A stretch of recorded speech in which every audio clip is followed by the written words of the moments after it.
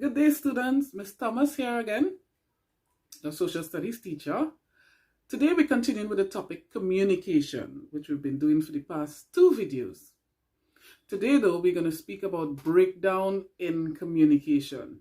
But to help you understand what I mean by breakdown in communication, I'll just throw your mind back to the process of communication that we did 2 videos back.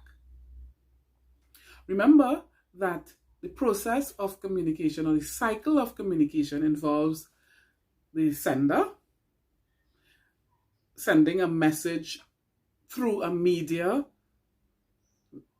and then you have the receiver of that message. And of course, the receiver should give feedback for communication to be complete. But that process doesn't always move as smoothly as that. Sometimes that process is interrupted, either on the sender's message may be interrupted. The receiver may not get it as intended, as the sender intended, or they mightn't get it at all. So there are some factors that are responsible for this breakdown in communication, this interruption in the communication cycle or process. Some factors, now I'm not going to discuss all because there are many factors that break down communication.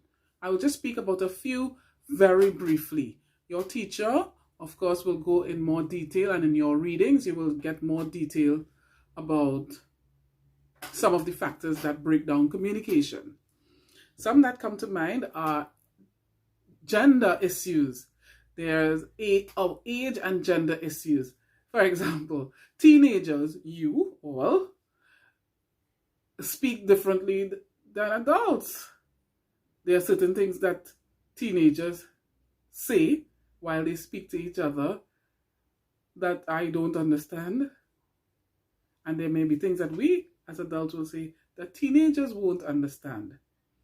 You know, some of the words that you use, even when you're texting. If I'm getting a text from a teenager, sometimes I wonder, it may definitely be a different language. But I know it's not a different language. But I understand that that is a factor that breaks down communication. And for communication to really be complete, the message must be clear and the receiver must be able to understand what the sender is saying. Then another factor could be religious and racial prejudices. There are persons who use words against other persons of different religious or racial backgrounds that evoke a lot of hostility, misunderstandings, and even violence. This is evident all around the world. So if a sender is sending messages out to a mass audience that has racial prejudices laced in the message, the receiver is not going to receive that well. They may completely reject that information, or they won't receive it at all. Or they may respond very, very negatively to it. Another breakdown, you have differences in ideology. Certain times there are people who have different ideas about certain things, and no matter how much they try to communicate, the communication is not successful or clear because those ideas clash with each other. There's unresolved conflict between the sender and the receiver. If there's conflict between the sender and receiver, do you think that a message would be received clearly? It may be received with a lot of misunderstanding and a lot of suspicion. So unresolved conflict between the sender and receiver could cause a breakdown in communication for sure. Mistrust of the sender. If you don't trust me, you won't receive the message that I'm sending. If you don't trust your spouse or you don't trust your friend, nothing that they say you would receive.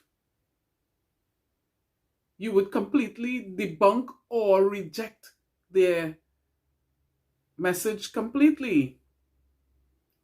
Or you may respond in such a way that causes conflict to arise. So you see that the process don't always go as smoothly as we think. There are other factors that cause a breakdown in communication. Then you have technological factors.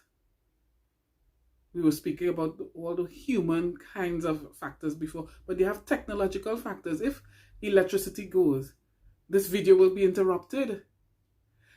If there's, and a lot of our media of communication now are generated on electricity. So if there's electrical supply breakdown, messages that the sender sent won't be received by the receiver. Climatic changes or weather patterns. If there's a lot of flooding or heavy winds that down trees may take down electricity lines, and of course that would result in an interruption or breakdown in communication. Yes? The use of many technical jargon. Sometimes if I'm working as a teacher, I may not understand what a doctor is saying or an engineer is saying. So they may speak among themselves or try to speak to me using jargon are words that are associated with their profession that I wouldn't understand. So the use of too much technical jargon breaks down communication. Somebody who's trying to explain something technical should be able to break it down simply so their audience could understand. If they're speaking to other engineers or other doctors or other lawyers or of any profession, IT personnel, they would understand once they're speaking to that kind of audience. But if they're speaking to persons who are unfamiliar with technical jargon, they won't understand. They have to break it down. And lastly, we would talk about persons with different economic status, socioeconomic status. They speak differently as compared to persons of other economic status. Like there are persons who would speak with their peers in a certain kind of way, and persons of another socioeconomic status wouldn't understand a word that they're saying. So there are many reasons for the breakdown in communication. There's the human kinds of reasons like mistrust and our age differences and differences in ideology and unresolved conflict. And then you have technical reasons. For example, weather pattern, not so much weather patterns for technical reasons. That might be more geographical kind of thing. But electrical supplies, and sometimes if your computer crashes, you won't get messages that's sent to you, or there's some breakdown in cellular signals, and so on and so on. We all experience these from time to time.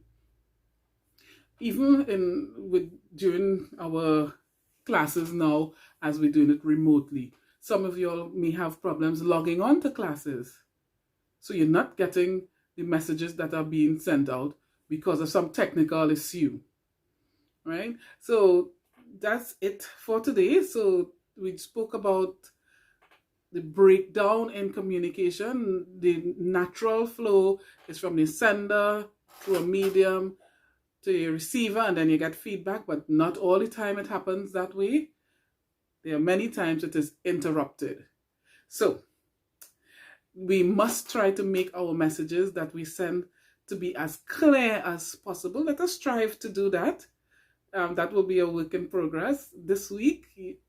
Keep trying and making sure that whenever you're sending messages out, that it goes out clearly and ensures that your receiver understands what is being said. Okay, I would like to wrap up the class today, and I will see you in the next video. Remember to like, subscribe, and share.